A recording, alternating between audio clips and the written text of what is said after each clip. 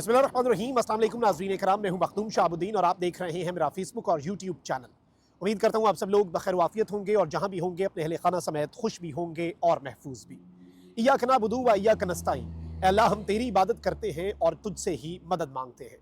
नाज़रीन इकराम, मकबूजा जम्मू कश्मीर में पहलगाम में होने वाला हमला, जिसमें 26 के करीब अफराद जो हैं वो लुक़मा अजल बने, जाँ बहक हुए, उसके बाद 24 घंटे गुजरने के बाद भारत ने पाकिस्तान के हवाले से कुछ इक़दामात तो ले लिए हैं। नरेंद्र मोदी ने जो अपनी रिहाइशगाह पर होने वाली कैबिनेट की सिक्योरिटी कमेटी की मीटिंग है, उसके बाद ऐलानात भी कर दिए हैं और सख्त तरीन इक़दामात पाकिस्तान के खिलाफ उठाए हैं। 6 इंतहाई ख़तरनाक इक़दामात हैं जो कि एक फुल फ्लैज जंग की जानिब इशारा कर रहे हैं। लेकिन इस सब के अंदर भारत ने इस वक्त इस पूरे प्लान के हवाले से कुछ डिटेल्स जारी की है और इस सब के अंदर आईएसआई का जो रोल है उसके ऊपर अब इस वक्त भारत जो है वो खुलकर बात करना शुरू हो चुका है। ज़रा इनकी ये तमाम तर जो दावे हैं, जो क्लेम्स हैं, इनका हमने पोस्टमार्टम करना है। इन्हें ज़रा हमने एक ब्रॉडर पर्सपेक्टिव के अंदर एनालाइज करना है कि आखिर इस सब का मतलब क्या है और ये जो ख़तरनाक तरीन तफसीलात और इतनी डिटेल्स इन्होंने 24 घंटे के अंदर जारी कर दी हैं जो कि बहुत से सवालात खड़े करती हैं। और इस ऑपरेशन के अंदर जो लोग शामिल थे इस दहशतगर्दाना कार्रवाई के हवाले से, और इसके अंदर आईएसआई का लिंक और नाम तक जारी कर दिया है कि जी ये बंदा आईएसआई के लिए काम करता है और ये बंदा जो है इसने ये सब कुछ प्लान किया। तो अब ये सारी इंफॉर्मेशन इतनी जल्दी इंडियन मीडिया तक कैसे पहुंची है, इसके ऊपर भी कुछ सवालात उठ रहे हैं और उस पर बात करना जो है वो भी इस वक्त बहुत ज्यादा जरूरी हो चुका है। सबसे पहले तो नाज़रीन इकराम, जो भारत की जानिब से इक़दामात उठाए गए हैं वो मैं आपको बता देता हूं। इस वक्त पहली बड़ी डेवलपमेंट और पहला खतरनाक इक़दाम है नरेंद्र मोदी की तरफ से, वो ये है कि 1960 में होने वाला सिंध तास मुआहिदा, इंडस वाटर ट्रीटी, अब ये पाकिस्तान के पानी के लिए एक बहुत ज़रूरी, ज़राअत के शोबे और हर चीज़ के लिए, इवन हमारे डैम्स के लिए ये मुआहिदा बहुत ज़रूरी है। और इस मुआहिदे के ऊपर अमल दरामद ख़त्म करने का ऐलान तकरीबन 65 बरस के बाद, 65 ईयर्स के अंदर ऐसा मौका नहीं आया कि सिंध तास मुआहिदे के ऊपर भारत अमल दरामद रोक दे। लेकिन भारत ने अब ये फुल स्केल, और मैं आपको ये भी बता दूं कि ये चीज़ आप समझ लीजिए और अपने जहन में बिठा लीजिए कहीं पर कि ये जो इक़दाम है ना भारत की तरफ से, ये डायरेक्ट हमले से भी ज़्यादा ख़तरनाक है, क्योंकि भारत अब पानी को एक बहुत बड़े हथियार के तौर पर इस्तेमाल कर रहा है। उसके साथ ही साथ भारत ने जो अटारी वाघा बॉर्डर पर वाक़ई इंटीग्रेटेड चेक पोस्ट है उसे बंद करने का फैसला कर दिया है। इसके साथ ही साथ नाज़रीन इकराम, इस वक्त भारत ने और भारत की जो कैबिनेट कमेटी ऑन सिक्योरिटी है, सीसीएस, उसने भारत के तमाम सिक्योरिटी इदारों को हाई अलर्ट रहने की हिदायत कर दी है। इसके साथ ही साथ मैं आपको ये बता दूं कि पाकिस्तानी शहरियों को अब भारत में दाखिले की इजाज़त नहीं होगी। माजी में पाकिस्तानी शहरियों को जारी करदा वीज़े जो हैं वो मनसूख कर दिए गए हैं। भारत में मौजूद तमाम पाकिस्तानी शहरी किसी भी पर्पज़ के लिए वहाँ पर मौजूद हैं तो उन्हें 48 घंटों के अंदर मुल्क छोड़ने की हिदायत कर दी गई है। इसके साथ ही साथ जो सबसे ख़तरनाक चीज़ है, पाकिस्तानी हाई कमीशन के अंदर जो अमला है उसमें आपको पता है मिलिट्री अताशी भी होता है, नेवल अताशी भी होता है, एयर अताशी भी होता है। इन सब को परसोना नॉन ग्रेटा डिक्लेयर करके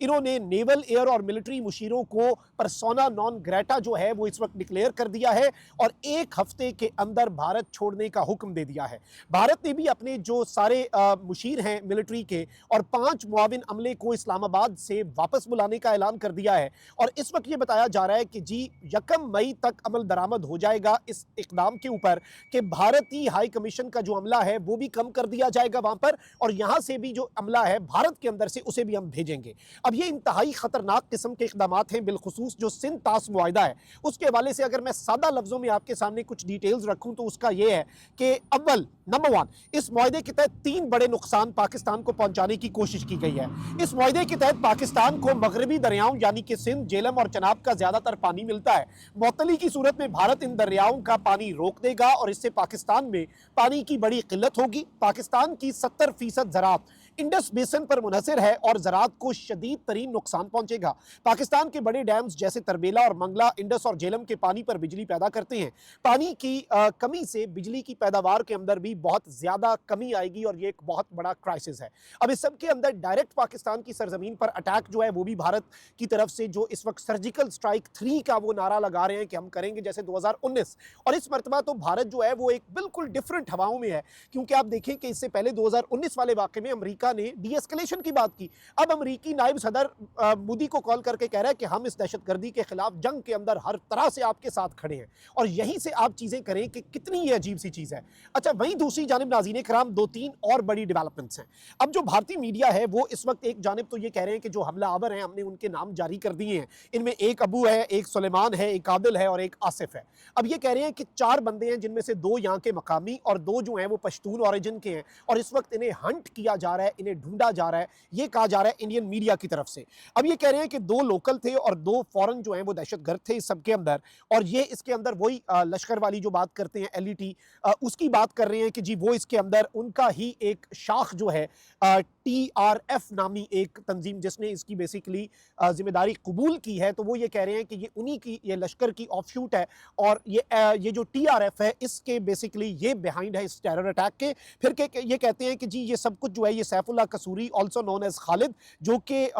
लश्कर का एक टॉप कमांडर है और जो आईएसआई को रिपोर्ट करता है। ये भारतीय मीडिया ने पूरी प्रेजेंटेशंस जारी कर दी हैं। फिर कहते हैं कि जी 4 दहशतगर्द जो हैं वो ऑन ग्राउंड थे, एक आदिल ठाकुर जो है और इसके अलावा आसिफ शेख है, ये दोनों मकामी थे, यानी कि एक अनंतनाग का था, एक तराल का था। फिर एक सुलेमान शाह और अबू तलहा जो हैं ये बेसिकली पश्तून बैकग्राउंड के थे और इनके कोड नेम्स ये थे। ये सब कुछ ये बता रहे हैं और कह रहे हैं कि जी असल प्लान तो ये था कि नरेंद्र मोदी का जो दौरा था 19 अप्रैल का, जो कि बाद में कैंसिल हो गया, उसके ऊपर हमला करना था। फिर इन्होंने जब देखा कि जी जेडी वैंस जो अमरीकी नायब सदर है वो भारत आया हुआ है और नरेंद्र मोदी सऊदीया गया हुआ है, तो उसका इन्होंने फायदा उठा लिया और ये कह रहे हैं कि जी इलेक्शन सीजन जो है उस दौरान इन्होंने पिछले साल यहां पर इन्फिल्ट्रेट करके ये यहां पर आए हुए थे मकबूजा वादी के अंदर, यानी कह रहे हैं कि वहां से आए पाकिस्तान से, और आईएसआई को रिपोर्ट करने वाला बंदा जो है जिसके हवाले से ये कह रहे हैं कि जी इनके पास जो शेल्स मिले हैं वो AK-47 के हैं और इसके हवाले से स्टील बुलेट्स मिले हैं, और कहते हैं कि जी सिक्योरिटी एस्टैब्लिशमेंट का ये मानना है कि जी मजीद दहशतगर्द भी यहाँ पर मौजूद थे और इस तरह का ग्रुप जो है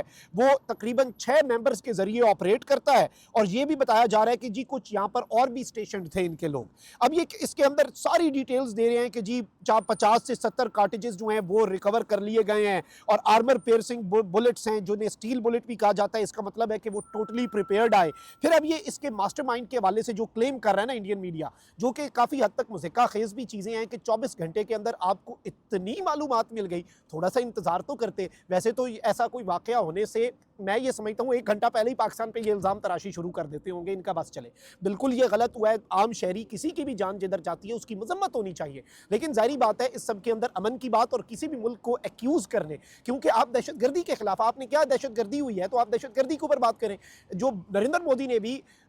CCS बुलाई है, कैबिनेट कमेटी ऑन सिक्योरिटी की मीटिंग अपने घर में, उसमें सारे इकदाम तो पाकिस्तान के खिलाफ हैं। अपनी सिक्योरिटी बेहतर करने के वाले से कोई बात कही गई है? बॉर्डर के इस तरफ यानी आप LOC के इस तरफ जो मकबूजा वादी के ऊपर आप काबिज है, उस एरिया के अंदर आपने जो मामलात हैं उनके ऊपर क्या बात की? कोई बात नहीं की। आपने सारा मलबा पाकिस्तान पाकिस्तान पाकिस्तान पाकिस्तान की रट लगा के सारे इकदाम पाकिस्तान के खिलाफ कर लिए। अब यहाँ पर ये कह रहे हैं कि जी ये बेसिकली कसूर डिस्ट्रिक्ट से बंदा है जो इसका मास्टरमाइंड है पाकिस्तान के सूबा पंजाब का, और ये सीनियर कमांडर है और ये उसकी कमांड देखता है सारी की सारी लश्कर की, और ये गुजरांवाला से देखता है और ये जी ISI का बहुत क्लोज है, और ऑब्वियसली ये फिर लश्कर की जो लीडरशिप है उसके ऊपर जो ये बात करते हैं। यानी इसमें ये पूरा इन्होंने अपनी तरफ से एक पूरी स्टोरी बना के एक पूरा नेक्सस जो है वो भी इस वक्त अपनी तरफ से इन्होंने बेनकाब कर दिया। और अब ये कहते हैं कि जी 2 फरवरी 2025 को खैबर पख्तूनख्वा में एक स्पीच हुई थी और उसमें इन्होंने ये बातें की थी और इन्होंने कहा था कि जी हम इंटेंसिफाई कर देंगे अपने जो अटैक्स हैं भारत के ऊपर और भारत के अंदर। और